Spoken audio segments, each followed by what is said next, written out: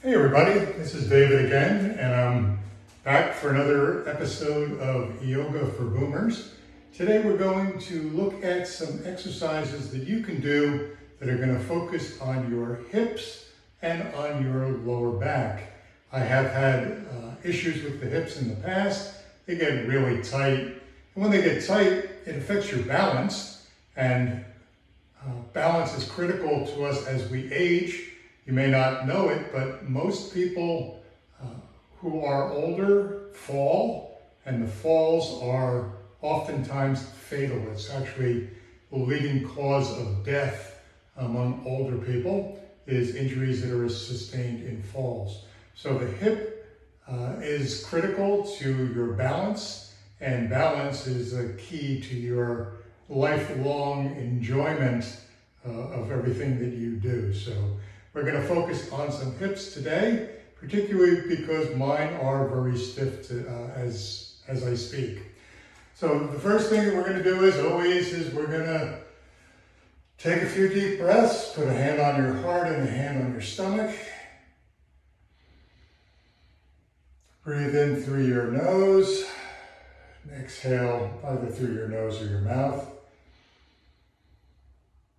You'll feel your chest expand as you inhale and your stomach contract as you exhale.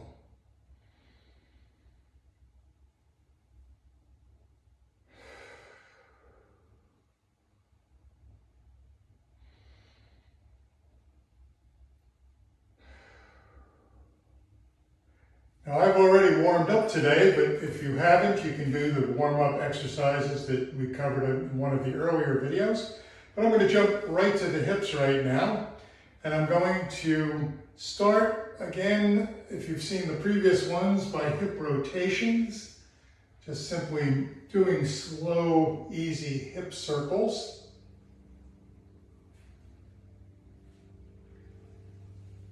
I usually like to do about 10 of them in each direction.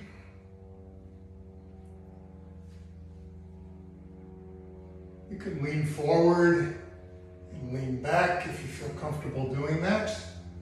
If not, you can stand up straighter and do them to your comfort level. You might start to feel some things pop and move as you do these things, and that's okay. It just means that whatever it is that is tight in your hips is starting to loosen up. But if you start to feel pain, don't push it. Just stop right there and reassess. Say, man, this is going to make it worse, so I don't want to do this anymore. And that's fine too. Once I do the hip circles, I will move down to the floor. So I do have a yoga mat, because hard floors are hard on my knees. Probably on yours too. And then we're going to do what I call fire hydrants or dog poses, where we are going to lift our leg up and we're going to rotate it. And again, slowly getting that range of motion in the joints. And as you do that, in one direction, you'll reverse it. Go in the other direction as well.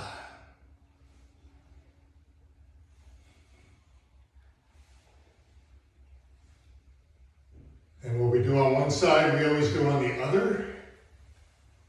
First in one direction. Try not to move side to side as you do these.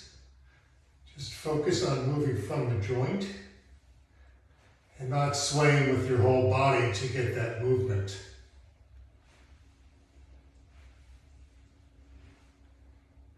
From this position, you can kick your knees back a bit or move your hands up. And we're going to go and we're going to do kneeling hip circles. And as you do this, you're going to find that your back is going to start to loosen up, and you're going to be able to go deeper as you almost go into a seated position or a child's pose as you move backwards.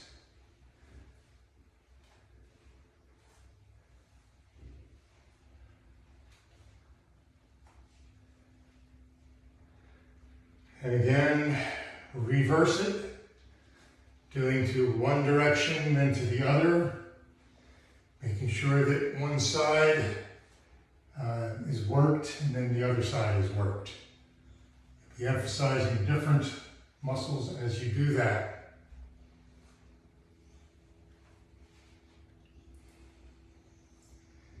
This is one that I find that is particularly effective for me in loosening up my hips. Next thing we're going to do is we're going to look at the hip flexors. The hip flexors are the point up in here. Sometimes people call them abductors, but they're hip flexors. And one of the best stretches that we have for those is a kneeling lunge, where if we just go like this and kind of pull our shoulders back or stretch upwards, you're going to feel the stretch all in here where your hip flexors are. So you can go up and then hold that. Make sure you feel the stretch. Again, you don't want to overdo it. You just want to feel the stretch. Don't want to pop anything. And then switch sides and do it on the other side. Again, leaning back as you do this.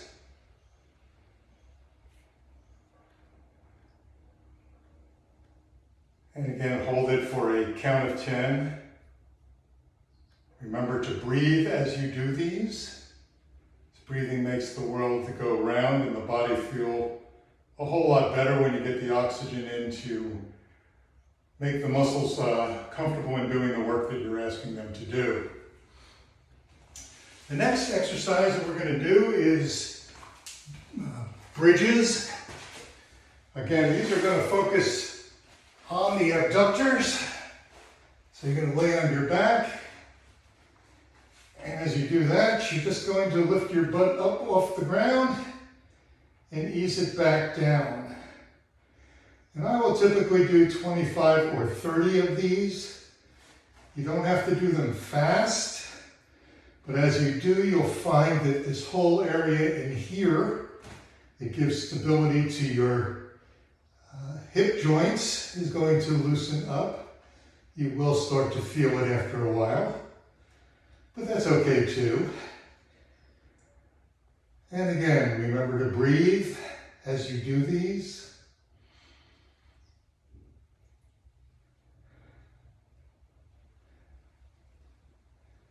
And just be very deliberate and feel what's going on there as you go forward.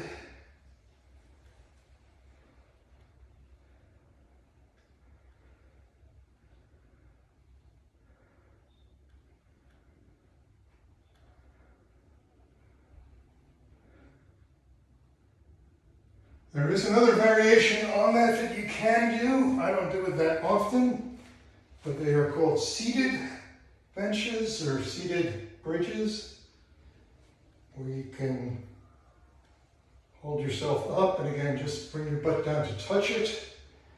And as you bring it up, you will feel the stretch on your quads and on your hip flexors.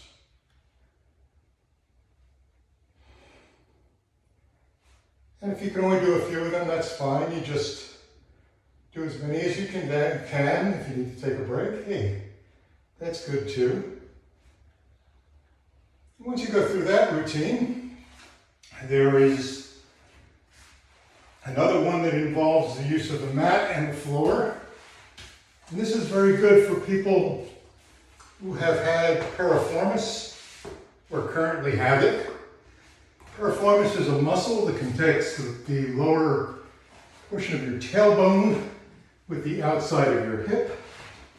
And typically piriformis results from weak muscles in your hip. So what we're going to do is a thing called clamshells, where you put your back against the wall as well as your feet, and then you can just raise the knee using the hip to do that. And again, I will typically do 50 of these. I'm not going to do 50 right now, but just demonstrate them for you. And what this will do is you'll start to feel the muscles in the side of your butt starting to strengthen up and loosen up. You should be doing these if you have piriformis every day. Piriformis, when that occurs, you have a swelling in the muscles that's around the nerve that runs down the back of your leg and can cause sciatica. And I get that from time to time, and then I know it's, hey, I've been neglecting doing my clamshells as I do that. And once again, what you do on one side, you do on the other. So again, keep your shoulders against the wall, keep your butt against the wall, keep your soles of your feet against the wall, and use the hip muscle to lift your knee up and down. Again, some people call them clamshells, and that works for me.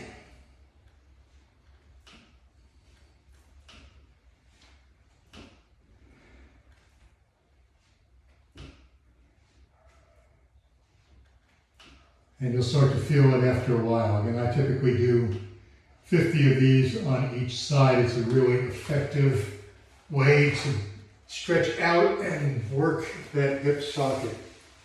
Another one I want to show you has to do with opening up the muscles in the groin.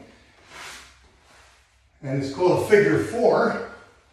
Some people can do figure fours sitting on the floor. I find it more effective if you put one foot against the wall and then press out on the femur, and you start to feel a stretch on the side of your hip, opening up those ligaments and tendons that have a tendency to pull our leg inward. And these you typically want to hold for about 30 seconds each. A typical set for me will be 5 times on each side with about a 10 to 15 second break between them. But this one, again, you're going to start to feel on the outside of the hip where that piriformis muscle is and where all those ligaments are. Now, if you'll notice with me, I've got a big difference in the range of motion between my left foot, my left leg and my right leg. This one is much, much tighter than the left side. And when that happens, your body is going to go and compensate for that when you walk or when you run or when you do whatever exercise you do. So you want to make sure that you really work to ease it out. And you're going to repeat these again. You generally hold them for 30 seconds on each side, alternating sides, left and right, then left and right, for a total of 5 on each side.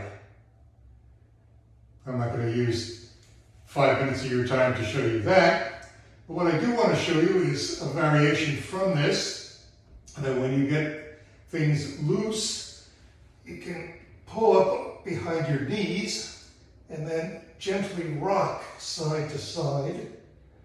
And again, you're going to feel the stretch on the outside of your butt and on your hips. Again, working to loosen up the ligaments and tendons and stabilize our hips and increase that range of motion. So you want to do that again on both sides to work as you can to get them stretched out.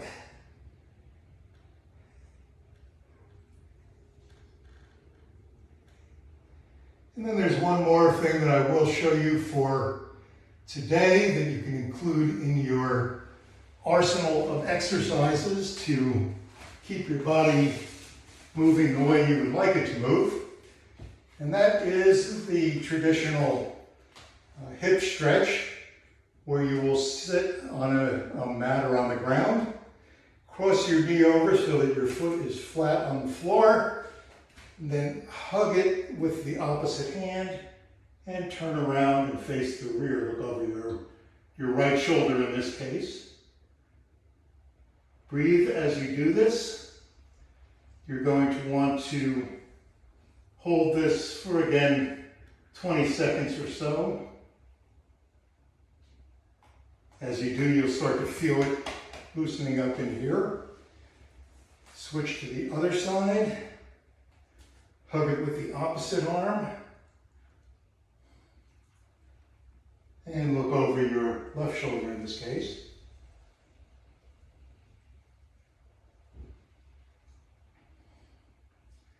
And after a while, again, you'll start to feel it in the outside of your butt cheek or in your hip area.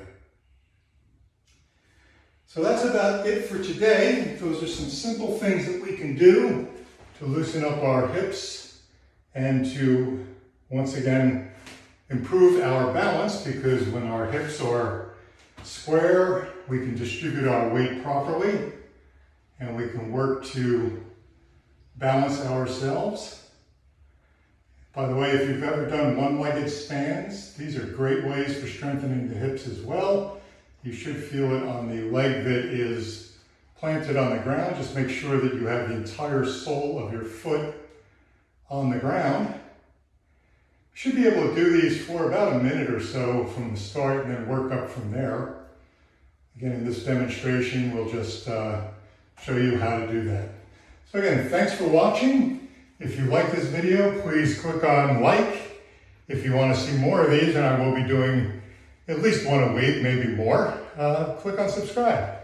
Thanks so much. Take care.